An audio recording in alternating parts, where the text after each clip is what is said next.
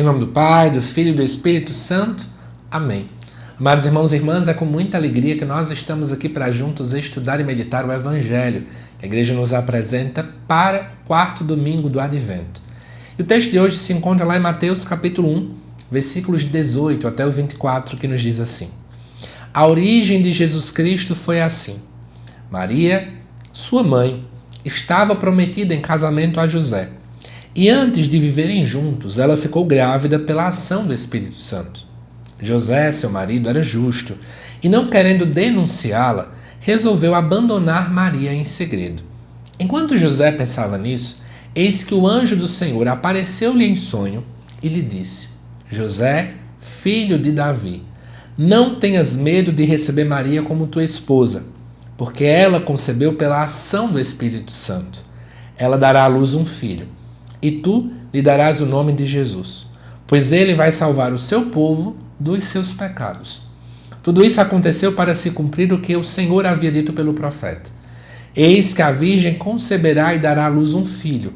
Ele será chamado pelo nome de Emanuel, que significa Deus está conosco. Quando acordou, José fez conforme o anjo do Senhor havia mandado e aceitou sua esposa.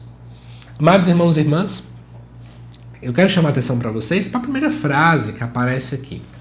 Nós estamos dentro do Evangelho de Mateus e o Evangelho de Mateus, no capítulo 1, ele contém dois relatos, digamos assim, bem distintos, sobre o nascimento de Cristo.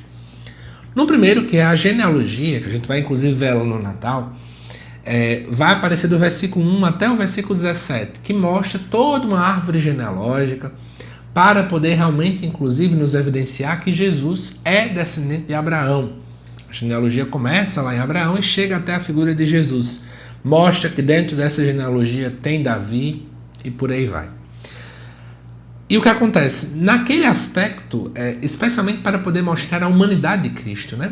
Uma corrente humana, ali, né, de vários humanos que estiveram naquele decorrer do tempo. Mas agora, nesse segundo relato, é meio que para mostrar agora a origem divina, né? A intervenção divina dentro da história de Cristo. E aí começa. Maria, sua mãe, estava prometida em casamento a José. Sobre a questão de estar prometida, eu vou resumir aqui para vocês, porque o casamento judaico ele era formado de duas etapas. A etapa número 1, ela parece, aspas, bem grande, como um noivado da gente. Não é exatamente assim, porque, por exemplo, para que o marido, o noivo no caso, né, finalizasse, quisesse quebrar o elo, ele teria que pedir um divórcio. Então não é como um noivado que pode acabar e tudo bem, certo? Mas eles não podiam ter relação sexual, esse é o ponto-chave. Para você que inclusive quer entender melhor sobre isso, eu convido você a coloca no YouTube aí, deve aparecer, né? O que quer dizer Maria estava prometida em casamento, ou como é que era o casamento judaico na época de Jesus. Porque eu gravei um vídeo que foi ao ar ainda nesse mês de dezembro, eu expliquei detalhe por detalhe, tá bom? Ele saiu faz aí umas 2 semanas aqui no canal, e você pode dar uma pesquisada aí que você vai encontrar, tá bom? E aí o que acontece?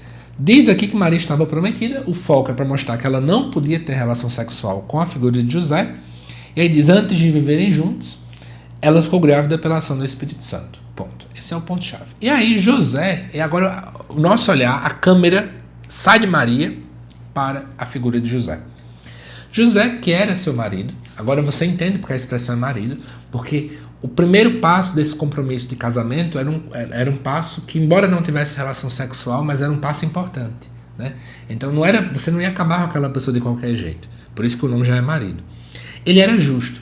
Interessante que a expressão justo não quer dizer apenas uma pessoa boa, como muita gente pensa, mas justo é aquele que cumpria a lei. Era assim que o judeu entendia. Então, José era alguém que gostava de cumprir a lei, que buscava seguir a lei ao pé da letra.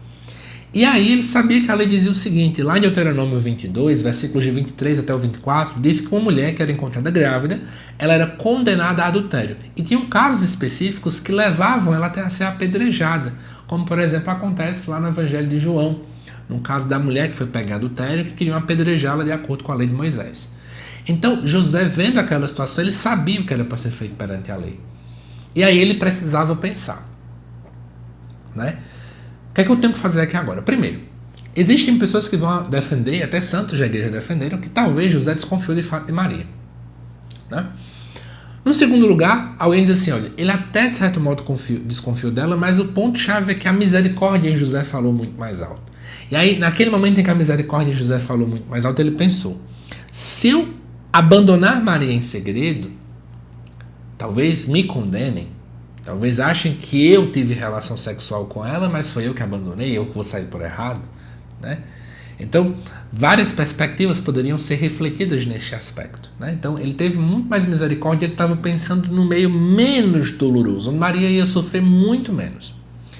E tem até uma terceira possibilidade também, que alguns dizem que José, vendo aquela dinâmica, ele acreditou de imediato que, de fato, Maria estava grávida, não porque traiu ele, mas aí José se acha indigno diante do mistério. O mistério é tão grande que ele não entende tudo, mas ele também se sente indigno diante daquela situação. Então, são vários pontos que a gente poderia considerar. E aí, enquanto José pensava, né, porque acontece a situação, ele começa a pensar, e aí vem a maturidade de José, pensar em quais são as estratégias que ele pode tomar, eis que o anjo do Senhor aparece em sonho a José. E aí os sonhos na Bíblia sempre foram lugares do mistério. José estava ali a sonhar os sonhos de Deus. Vou abrir um parêntese para falar sobre isso, porque para mim isso é muito bonito, né? José sonha os sonhos de Deus. Porque, gente, na verdade, todos nós temos vontades próprias. José também tinha planos. Maria também tinha planos. Mas tudo começou com José, nesse momento, sonhando os sonhos de Deus. É muito bonito ver isso. E eu acho que é o ponto-chave da gente. Desejar, sonhar os sonhos de Deus. Não, quando eu falo sonhar os sonhos de Deus, não é apenas quando eu estou dormindo, ver o que é que Deus quer para mim, mas na nossa própria vida. Desejar, almejar, realizar aquilo que Deus pensou, planejou, projetou para mim. E aí o anjo diz, José, filho de Davi, fala dessa forma porque José pertencia à linhagem de Davi, né? Não tenhas medo de receber Maria como tua esposa. Em outras palavras, não tenhas medo de quebrar esse elo que já iniciou-se na promessa, no estar prometida em casamento, mas continue fazendo isso, porque é verdade, o que ela recebeu é a ação do Espírito Santo.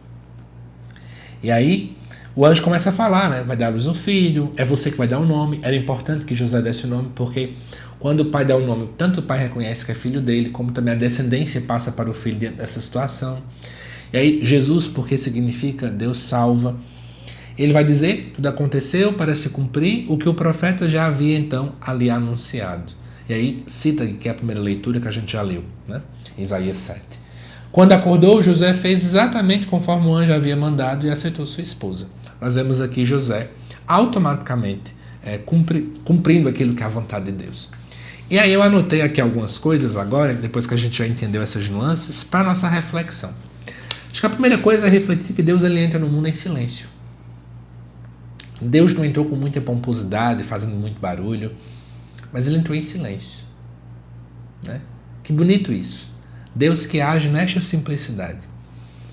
É interessante também perceber que José, uma vez que ele era justo e, portanto, seguia a lei, ele tinha fé em Deus.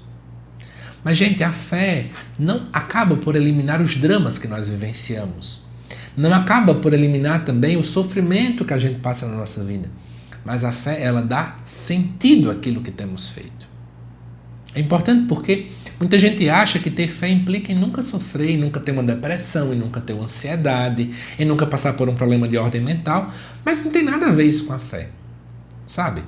A fé, ela traz sentido à nossa vida, traz sentido à cruz que eu carrego, traz sentido ao drama que eu passo, né?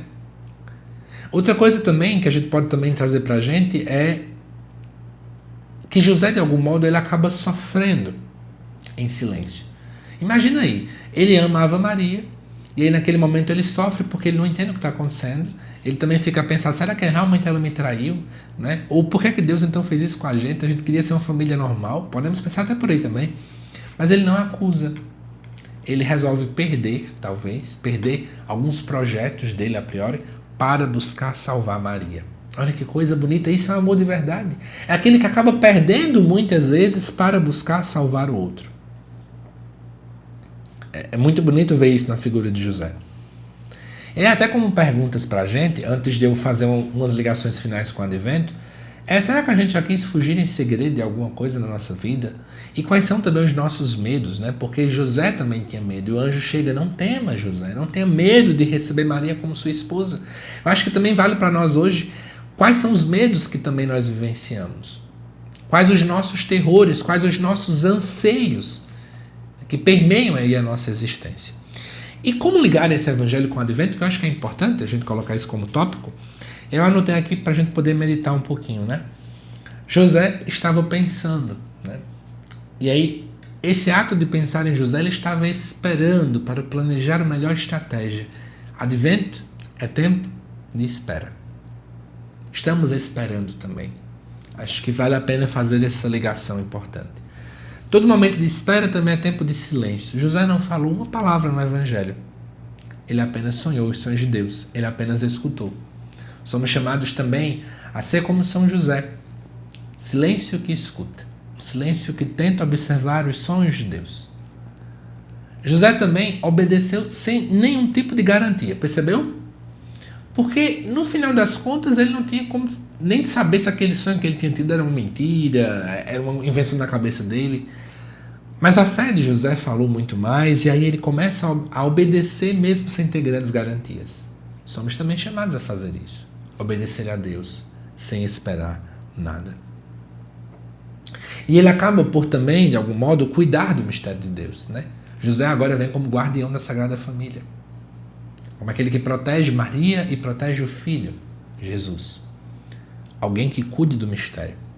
E aí uma coisa que eu estava refletindo também, o Natal é tempo de muita festa, né? Então a gente olha os anúncios, é só panetone, chocotone, festa, mês das confraternizações, parece que não tem mais a dinâmica de olhar para a figura de Jesus.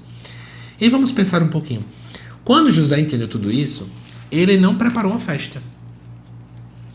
O que acontece? Para quem não sabe, naquele tempo provavelmente o marido iria ampliar a casa dos pais, para que quando chegasse da segunda parte do casamento, que demorava 1 ano desde o primeiro geralmente, pudessem ali habitar juntos. A gente não vê em momento nenhum falando que José fez festa. E olha que naquele tempo as festas eram realmente feitas. José, através desse silêncio, através de não dizer muitas palavras, ele preparou o lar para que Deus pudesse habitar. Não sou contra a festa, inclusive gosto muito de festa. Não sou contra confraternizações, eu também gosto de confraternização. Mas cuidado. Cuidado para que não foquemos tanto em festas e esquecemos de organizar o nosso coração para ser um lar pronto para que Deus venha habitar. Que Deus te abençoe, amada irmã, amada irmã. Que fique para nós essa reflexão muito clara, né? De que de fato Deus está para nascer. Estamos para celebrar seu nascimento. E Ele quer habitar em nosso coração. Temos preparado o lar para que Deus venha habitar? Que fica essa pergunta no ar para nós. Que Deus te abençoe, amada irmã e irmã. Te aguardo nos próximos vídeos aqui do canal. Até mais.